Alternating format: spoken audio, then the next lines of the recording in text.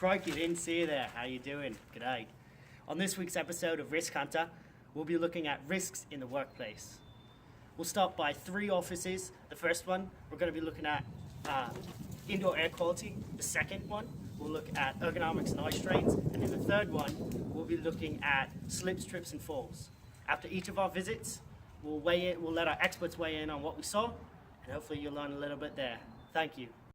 All right, before our first visit, let's talk about what we're going to be looking for. We're going to be looking for anything that can cause harm. Particularly, we're looking for open chemicals and burning substances, stuff of that nature. These things can release harmful substances into the atmosphere, such as VOCs and particulate matter. Hopefully that makes sense. I think we're ready. Let's take a look.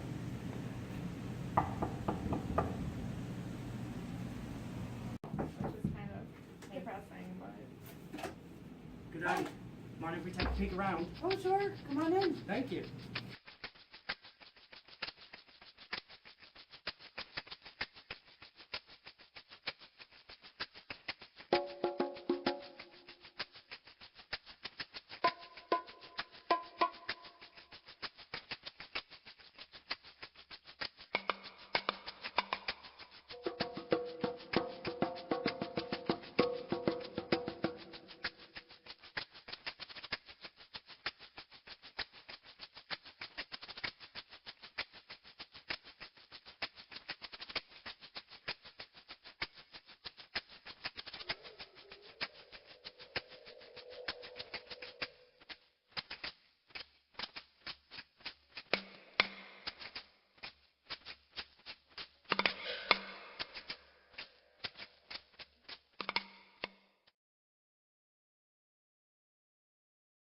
Important for us to be aware of what's going into our lungs. Indoor air quality is not only important for comfort within the workplace, but for health as well.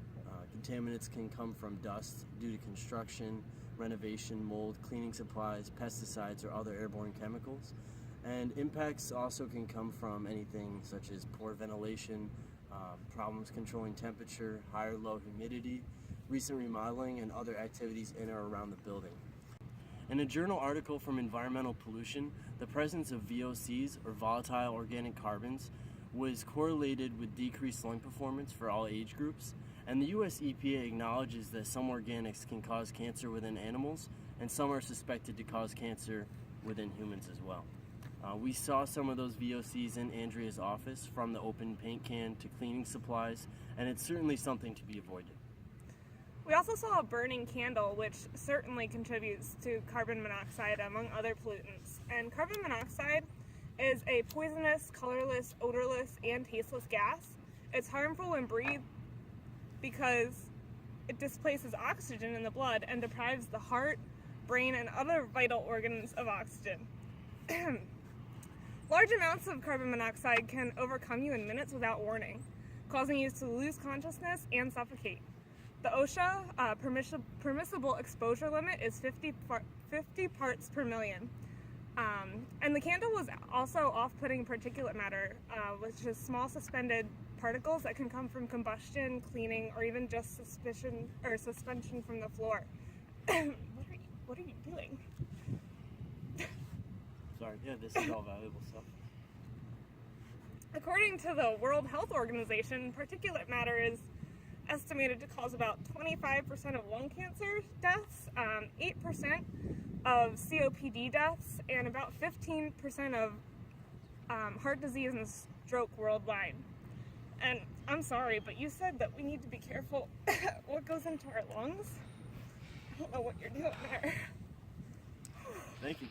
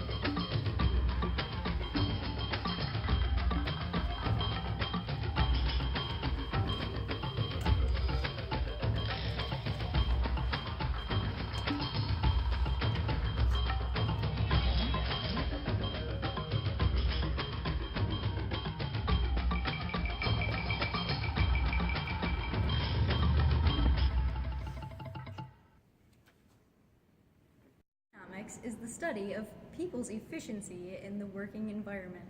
This includes things that we saw in the office like awkward or sustained posture, forceful exertion or strain, and contact pressure. Eye strain is a common condition that some people deal with every single day. Just like any other part of your body, your eyes grow tired from intense use. In the workplace, this can be caused by using digital devices such as cell phones and laptops, exposure to bright light or glare, and reading without pausing to rest occasionally. Refractive error, or the need for glasses, can add to eye strain. Some symptoms to look out for are sore, tired, burning, watery, or dry eyes, headaches, or difficulty concentrating. You can prevent these eye strain symptoms by simply taking breaks from looking at a screen or from reading. Other ergonomic injuries can affect muscles, nerves, joint, or spinal discs. While any of these are fine in an isolated occurrence, repeated exposure to these risk factors may interfere with the body's normal healing process.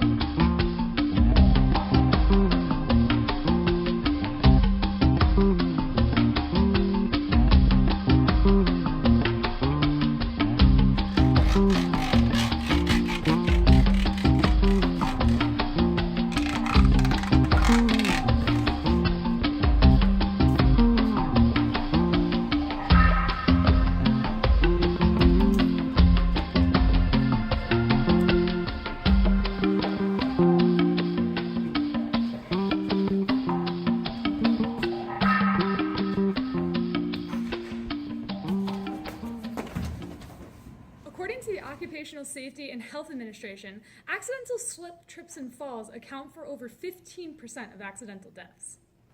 And just so you know, Mom, the only percentage higher than that is from car accidents, not skiing.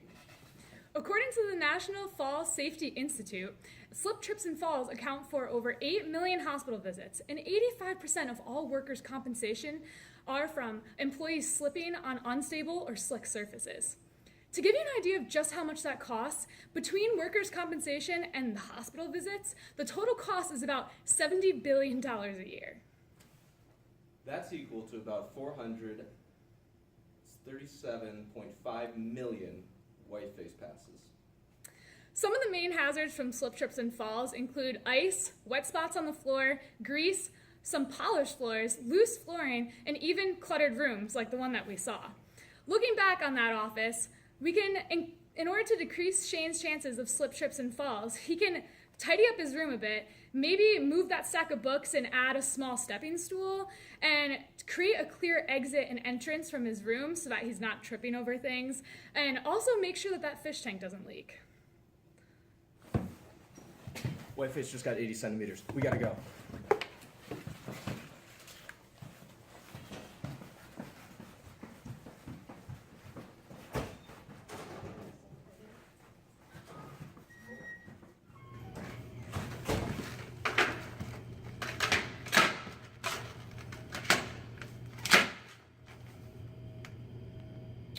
Something's missing here.